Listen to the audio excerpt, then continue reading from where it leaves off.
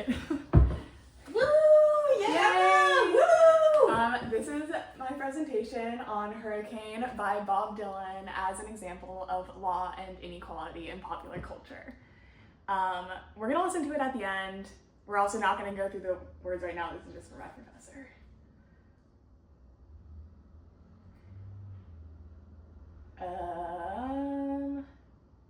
Okay, so how is Hurricane an example of law and inequality? It tells an important story. So basically, in the 1970s or 60s, when the song came out, Bob Dylan was in the spotlight, and he uses his fame to tell the story of Reuben Carter, aka Hurricane, and his friend John Artis, who were falsely accused of murder in 1966. And it became really clear throughout the case and throughout the song and like by the lyrics that racial bias and racial profiling was the main cause of this wrongful conviction. Oh yeah. No, not yet. So this is like one of the lyrics, or a little bit of context. Like, here's the story. So basically, this is like the real life case that happened. A restaurant got robbed or shot up, and the bartender and one patron were killed, and then 2 others were injured. And all the victims were white, and one of the injured victims died in the hospital. However, the other one lived and said that he was going to be able to identify the shooters. And then another guy who was white was also caught robbing the restaurant. But he just said he was unrelated to the crime and did not get arrested right then for that crime. So then they kind of put out like an APB for vehicles, and they pull over Carter and Artis, but they're allowed to leave after a few minutes because after being questioned, they don't think that they have anything to do with the crime. However, then they learned that the car matched more closely to the description of the one that was the getaway car in the shooting, and they pulled Carter and Artis over again and asked them to come back with them to the restaurant. And at the restaurant, Bello, the white guy who was robbing the restaurant, said, "Oh yeah, like that was the getaway car of the shooters, and then I was just here robbing it." Like, anyway, and they found shotgun casings in the car that did not match the guns, but used this as evidence to arrest Carter and Artis, even though they didn't even match. In the case, there was a large lack of evidence. They did not match the physical description provided by the living victim. Marin, the living victim, they went into the hospital, like they brought Artis and Carter into the hospital, and he was like, "This isn't them." And that's this lyric right here. He said, like, the wind man looked out through his one dying eye and said, "Why'd you bring him here? Bring him in here for he ain't the guy." Like, he literally said, like, that's not who it was. And yet, no evidence were found, and the polygraph test said they were answering truthfully when they said they were not involved in the crime, and so for a bit they were let go. Until 4 months later. So, 4 months later, Bello and Bradley who is the guy who was originally robbing the store, and this guy Bradley, who was his partner in crime, were arrested for something different. And the police made them a deal and said, if you implicate Carter and Artis in this murder that was 4 months ago, we'll give you a lesser sentence. And so they signed statements saying that they had seen them, and they arrested Carter and Artis. And they were charged with 3 counts of first-degree murder.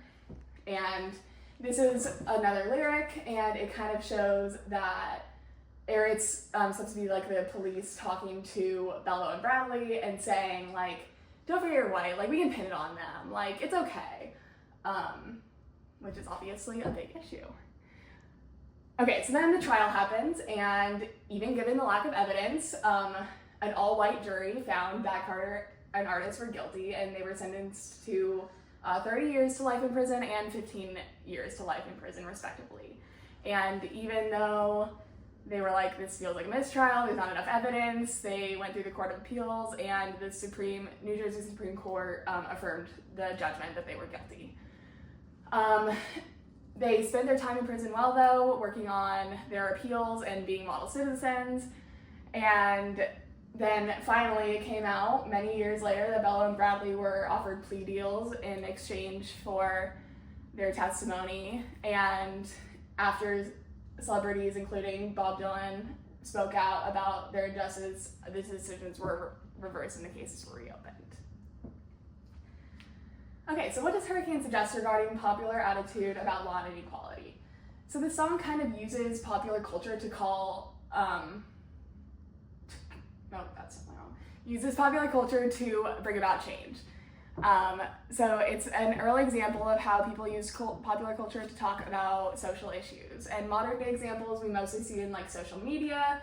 However, like we've also seen authors use skits and script like writing in our class to communicate social issues to those who might not have like a background that used all like the legal knowledge.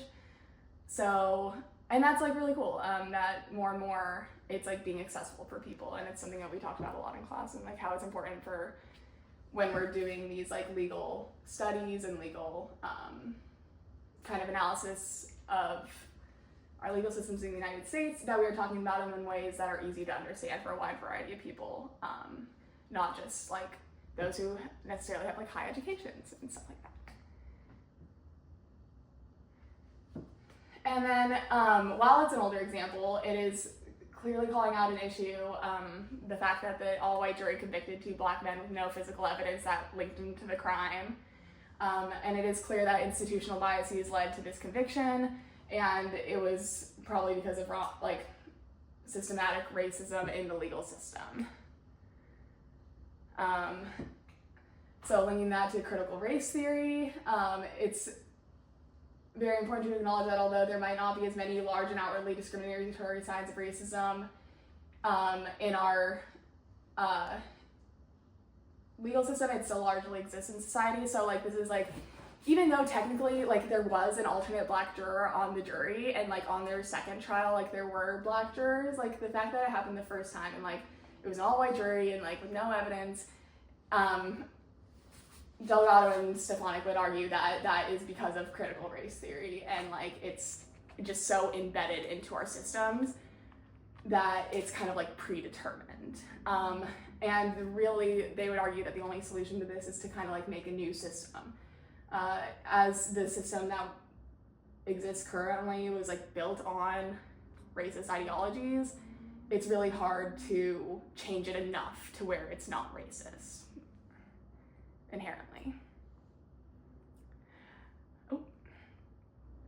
And then the last connection that I wanted to make to our classwork and this song is the idea of like these degradation ceremonies. So we learned about these in class, and they're this like idea that as a society we do these like acts to maintain like solidarity between dominant and subordinate members of society. So this can be like, it's kind of seen, the example that was given to us in class and how we thought about it was like, I'm trying to think of exactly how to put it, sorry. There are people who are gonna take like one example of something bad someone did and blow it up and make it seem like everyone is exploiting like a system, you know what I mean? So the example we used in class was like the welfare queen, and it was like this idea that like these women, specifically black women, are collecting all this government welfare and just like being lazy and not working and having all these kids so that they can collect more welfare, and like adopting kids and like fostering kids and then not working, when in reality there's like maybe one or two of those people, and everyone else using these systems is like super dependent on them and is using them for the right reasons and for good, but because of these few people, like it becomes like a stereotype that like everyone's doing that. So they kind of wanted to do the same thing. The police with Carter, they wanted to show that these fighters, these underground like kind of boxing ring, like they were trying to set an example that they were bad and bad people in society by pinning this murder on them. And so they said like, you'd be doing society a favor, and that son of a bitch is, I'm not supposed to cuss. Sorry, teacher. That son of a bleep is brave and getting braver. And like, basically that they wanted to set an example for other Black fighters that like it wasn't okay and like they would be dealt with and kind of scare them a little bit. Yeah, so that's an example of how I think the song Hurricane by Bob Dylan is an example of law and inequality, and I hope that showed that I know what I'm talking about. Yay.